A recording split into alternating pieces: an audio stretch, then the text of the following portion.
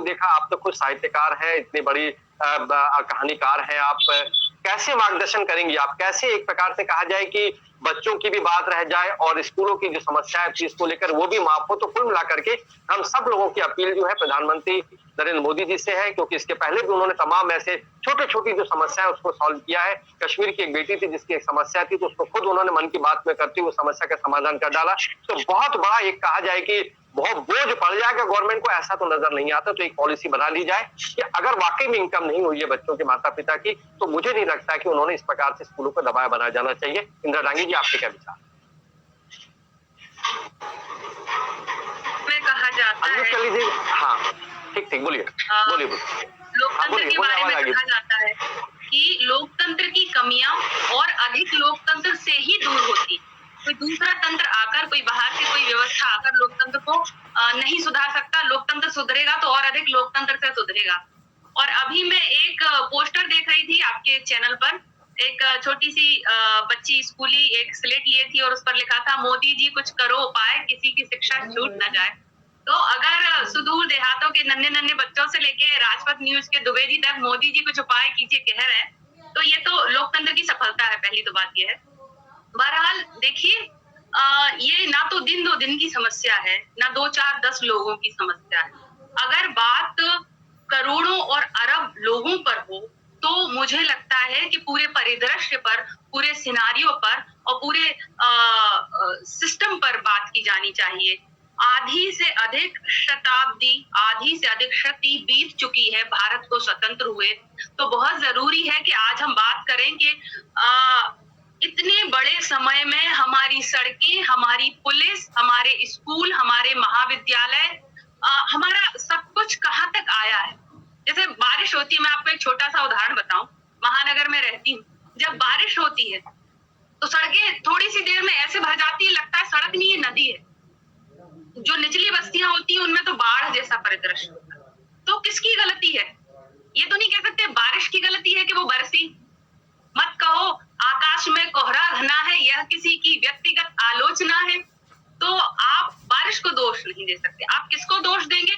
उन सारी व्यवस्थाओं को जो सदैव से उपस्थित हैं, उन लोगों को जिन्होंने अतिक्रमण किए नाले पर, उस व्यवस्था को जिसने कि नाले बनाए ही नहीं, या बनाए तो उनको साफ नहीं किया, और या उन प्राइवेट लोगों को जिन्होंने खोद दिए नाले, सड़कें खोद दी, तमाम सारी अव्यवस्थाएं। कहने का मकसद है कि जब करोड़ों लोगों की बात हो, करोड़ों विद्यार्थियों की बात हो, तो आप सिर्फ प्राइवेट स्कूलों को कोस कर, आप सिर्फ किसी राजनेता को कटघरे में खड़ा करके बात नहीं कर सकते।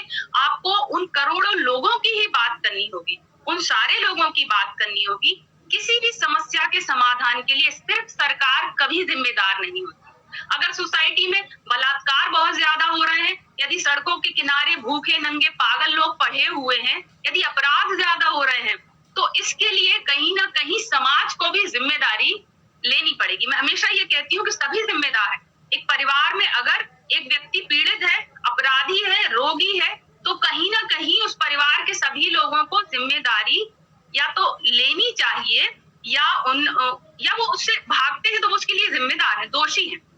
इसी को हम पूरे भारत पर अप्लाई कर रहे हैं। वासुदेव कुटुंबकम की संस्कृति तो इसे पूरे विश्व पर अप्लाई करती है। तो सिर्फ कुछ थोड़े से प्राइवेट स्कूलों को आप नहीं कोस सकते कि उनकी गलती है। हमारे देश में एक बहुत अच्छी शिक्षा व्यवस्था है, सरकारी स्कूल हैं। देखिए, सबसे जो योग्य शिक्षक होता है वो सरकारी स्कूल का होता है। प्राइवेट स्कूलों के शिक्षक भी बहुत योग्य हैं और मेरे लिए बहुत आदरणीय हैं, लेकिन आप देखिए, मैं खुद भी पीएससी से चयनित हूँ, महाविद्यालय में पढ़ाती हूँ। लाखों लोग प्रतियोगिता देते हैं और उसमें से कुछ लोग चुने जाते हैं। उनकी योग्यता निसंदेह बहुत है। ये अलग बात है कि वो क्लासरूम टीचिंग कैसी करते हैं। Human agency is very critical. Teacher को जब पढ़ाया जाता है, वो जाकर के क्लास में कैसा पढ़ाता है, इसके लिए आप उसकी व्यवस्था को दोष नहीं दे सकते। इसमें बहुत कुछ उसके संस्कार या उसका बैकग्राउंड या उसकी तमाम चीजें काम करती हैं। सबसे योग्य शिक्षक हमारे स्कूलों के पास है, सबसे अच्छा इंफ्रास्ट्रक्चर हमारे पास, करोड़ों रुपए सरकार के पास। एक प्राइवेट व्यक्ति के पास क्या स्कूल में लगाने को रकम होगी जो सरकार के पास होती है। सारी नीतियां वो अप्लाई कर सकती है।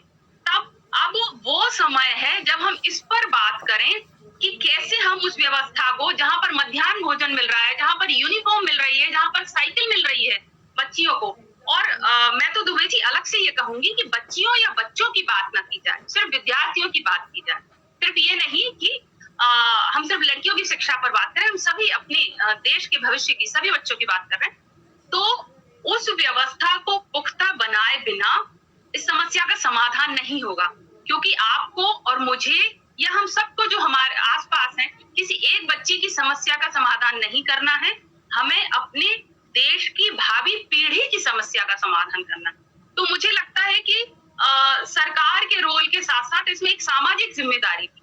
हम क्यों कतराते हैं सरकारी स्कूलों में अपने बच्चों को डालने से? थोड़ा सा भी पैसा होता है तो हम जल्दी से अपने बच्चों को प्राइवेट स्कूलों में क्यों डाल देते हैं प्राइवेट? हम भरोसा करें उस सरकारी स्कूल पर, या हम उसकी जिम्मेदारी तय करें आगे बढ़ के, हम सवाल करें उस स्कूल से।